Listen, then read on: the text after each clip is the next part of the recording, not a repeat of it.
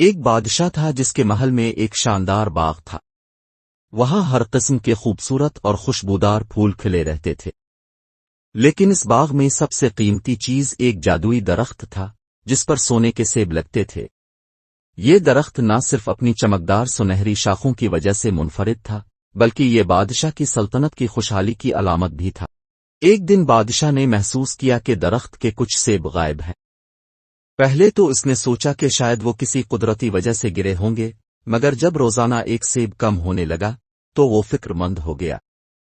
اس نے فوراً اپنے سپاہیوں کو حکم دیا کہ درخت کی رات بھر نگرانی کی جائے تاکہ پتہ لگایا جا سکے کہ آخر یہ سیب کہاں جا رہے ہیں۔ بادشاہ کے 3 بیٹے تھے، وہ بہت بہادر اور ذہین تھے۔ بادشاہ نے انہیں بلایا اور کہا، جو اس راز کو حل کرے گا اور معلوم کرے گا کہ میرے سونے کے سیب کون چرا رہا ہے، وہی میرا جانشین بنے گا۔ پہلی رات سب سے بڑا شہزادہ پہرا دینے گیا، مگر آدھی رات کو اسے نیند آ گئی اور صبح دیکھا تو ایک سیب پھر غائب تھا۔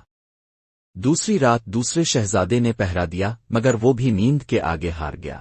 اب سب سے چھوٹے شہزادے کی باری تھی۔ وہ سب سے زیادہ ذہین اور بہادر تھا۔ اس نے فیصلہ کیا کہ وہ رات بھر جاگے گا اور چور کو پکڑ کر رہے گا۔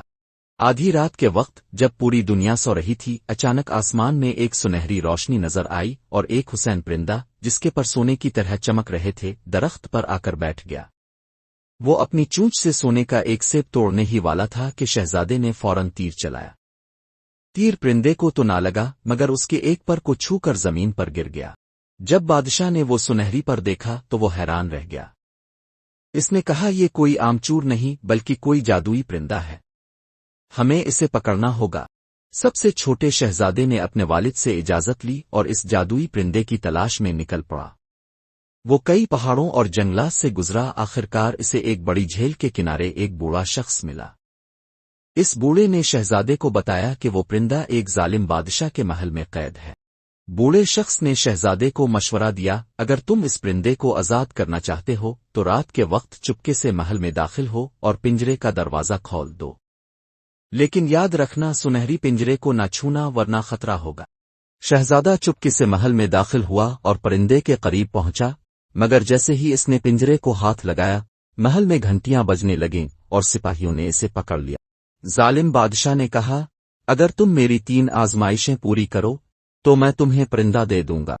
پہلی آزمائش میں شہزادے کو ہزاروں دانوں میں سے ایک خاص دانہ ڈھونڈنا تھا۔ ایک چالاک پری نے اس کی مدد کی اور وہ کامیاب ہو گیا۔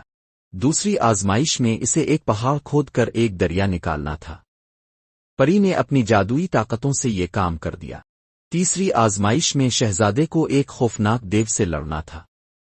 پری نے اسے جادوئی تلوار دی اور شہزادے نے دیو کو ہرا دیا۔ ظالم بادشاہ کو شکست ماننی پڑی اور شہزادہ سنہری پرندے کو لے کر واپس آیا۔ محل میں آتے ہی پرندے نے ایک خوبصورت گیت گایا اور سونے کے سیب دوبارہ درخت پر اگنے لگے۔ بادشاہ نے اپنے سب سے چھوٹے بیٹے کو اپنا جانشین مقرر کر دیا۔ یوں بہادری، ذہانت اور صبر کے ذریعے شہزادے نے نہ صرف پرندے کو آزاد کروایا بلکہ اپنے ملک کی خوشحالی بھی واپس لے آیا۔